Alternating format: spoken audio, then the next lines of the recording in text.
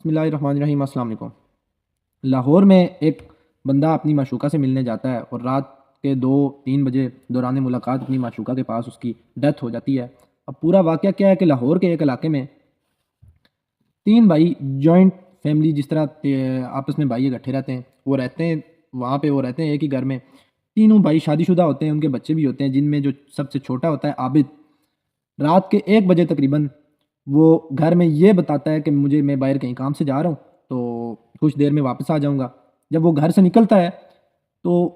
اپنی معشوقہ سے ملنے کے لیے وہ جاتا ہے، قریب ہی اس کا گھر تھا، وہاں پہ وہ جاتا ہے اور رات کے 1 بجے دوران ملاقات اس کی ڈیتھ ہو جاتی ہے۔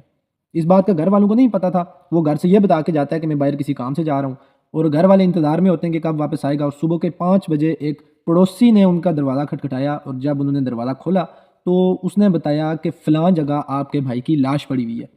جب وہ، ظاہر سی بات ہے، جب وہ سنتے ہیں یہ چیز تو ان کے تو ہوش اٹھ جاتے ہیں۔ وہ دونوں بھائی بھاگتے ہیں سیدھا لاش کے پاس، جب تک وہاں پہ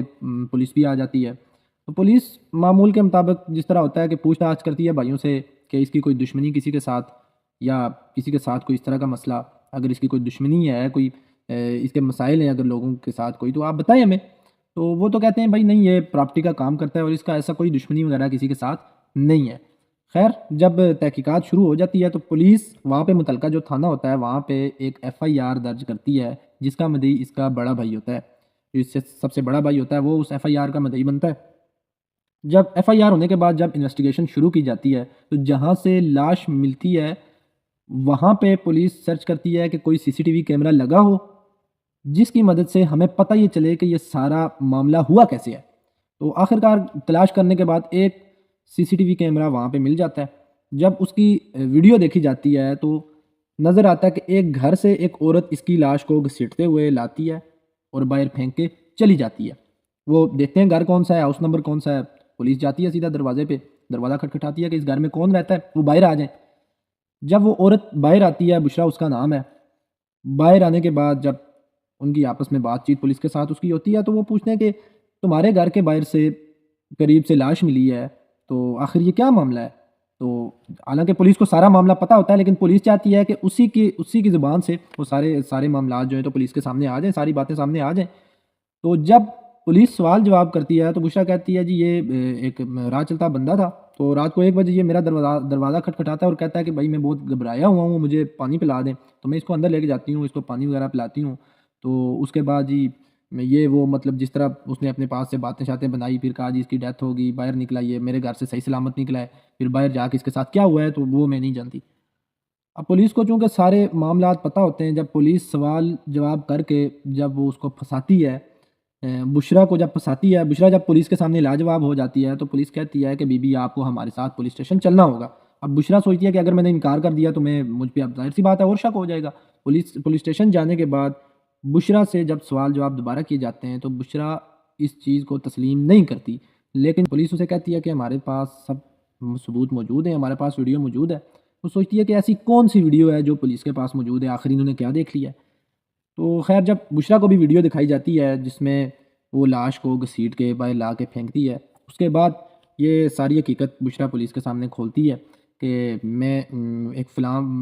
نام ہے میرے شوہر کا، اور وہ ایک ٹرک ڈرائیور ہے اور اکثر وہ گھر سے باہر ہی رہتا ہے۔ تو میرا اس کے ساتھ یعنی کہ عابد کے ساتھ 8 سال سے ریلیشن شپ ہے، اور جب میرا خاوند گھر پہ نہیں ہوتا تو میں اس کو بلاتی ہوں، یہ آتا ہے جی 2-4-5 گھنٹے میرے ساتھ گزارتا ہے اور چلا جاتا ہے۔ اور اسی طرح میں نے اس رات بھی اس کو بلایا ہے۔ بلانے کے بعد جب یہ میرے پاس آیا ہے، 2-4 گھنٹے ہم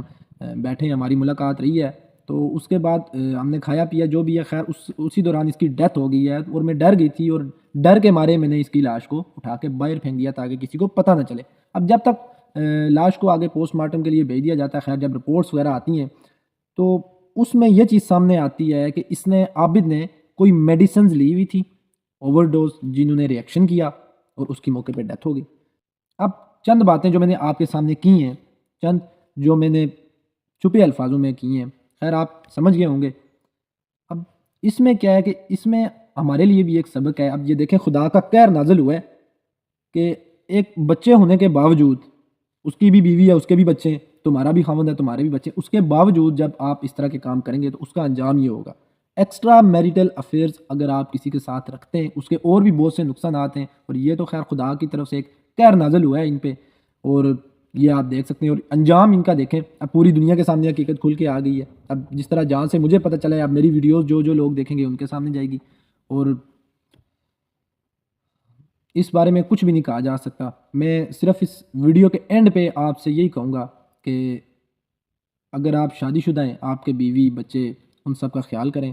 اور مہربانی کریں باہر منہ نہ ماریں، اپنے گھر کی طرف دیکھیں۔ ایسا نہ ہو کہ جو انجام ان دونوں کا ہوا ہے اسی طرح کا کوئی انجام کل کے دن آپ کو بھی بھگتنا پڑ سکتا ہے۔ Thank you very much.